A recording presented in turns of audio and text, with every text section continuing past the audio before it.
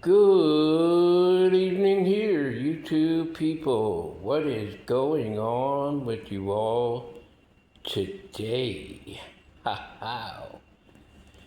Tomorrow is Thanksgiving Day. Ha ha. And I got a plan to go eat at a friend of mine's house with his wife and family. And I'm going to have the most wonderful time. But I wanted to come to you with a video, and this is about jealousy of the siblings. It starts off that Jacob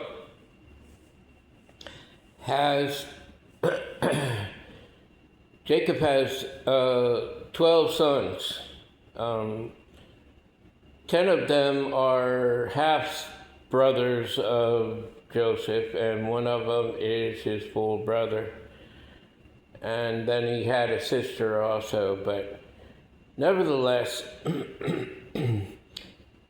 Joseph was the second to the last. He was the second to the youngest.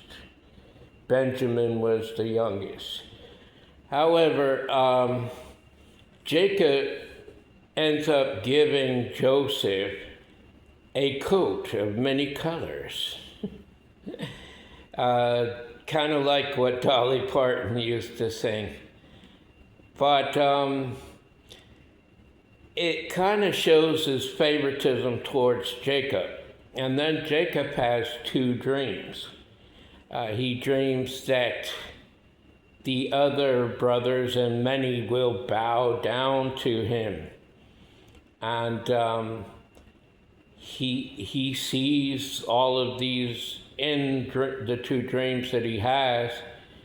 And the brothers get even more jealous. They knew that his father loved him more. Probably for the same reasons that Adam and Eve were more favorite towards Abel than they were towards Cain. Nevertheless, one day Jacob sends Joseph to go find his brothers who were pasturing goats. And he went out to look for them, and he found them. And they plotted to kill him. They wanted to put him in a pit, and then his real brother said, no, let's go ahead and not do that. So they come up with this idea that they're going to sell him to the Ishmaelites, and they were going to Egypt. They were on their way to Egypt, and so they sold him off. And then he eventually was sold to an officer of Pharaoh in Egypt. So the story concludes that there was famine that came upon the land and Jacob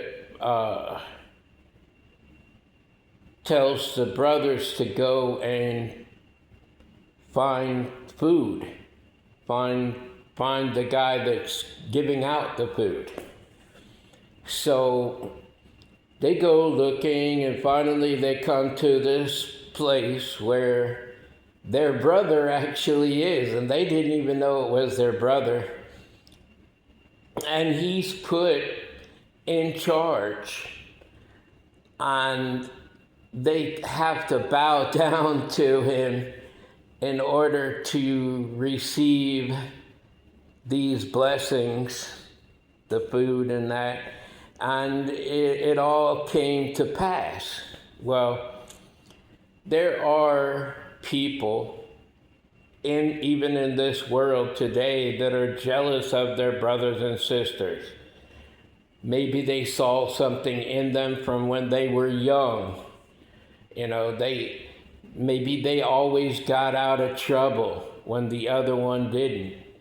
And, maybe they caused certain struggles towards their siblings for whatever reason. And it actually comes to pass a lot. And even people that you might need in your life, they might be jealous of you also because they see it on you.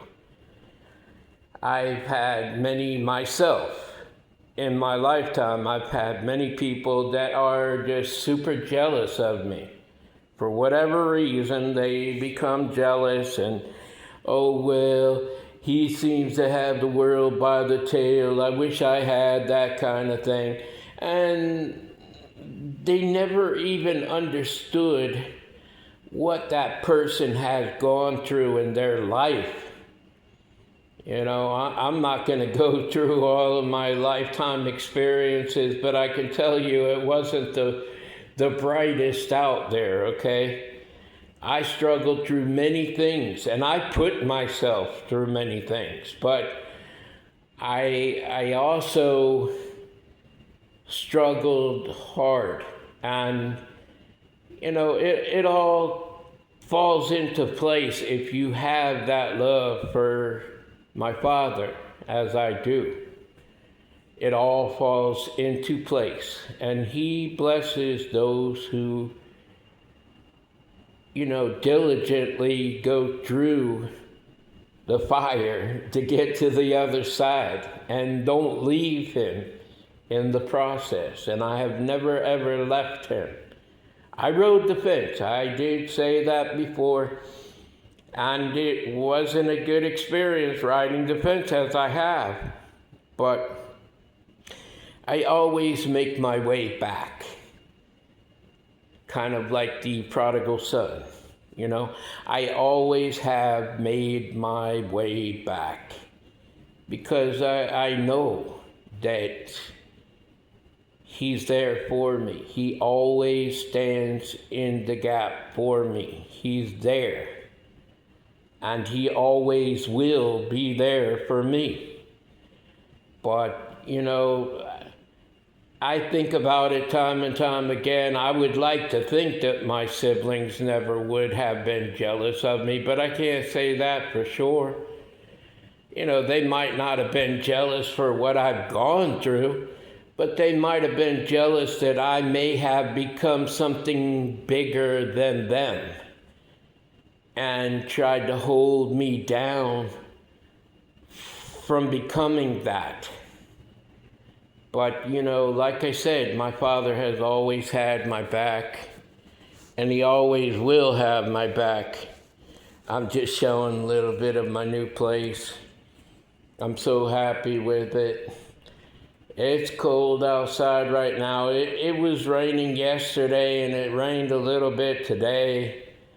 But after the rain, especially in this season right here, it's not quite winter yet, but we are approaching it rapidly.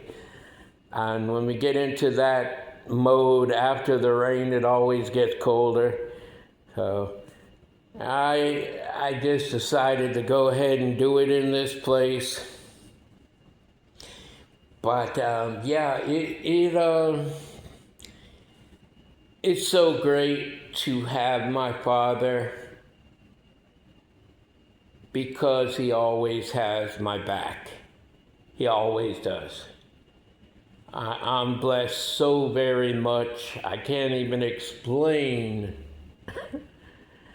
how much I am blessed through my Father.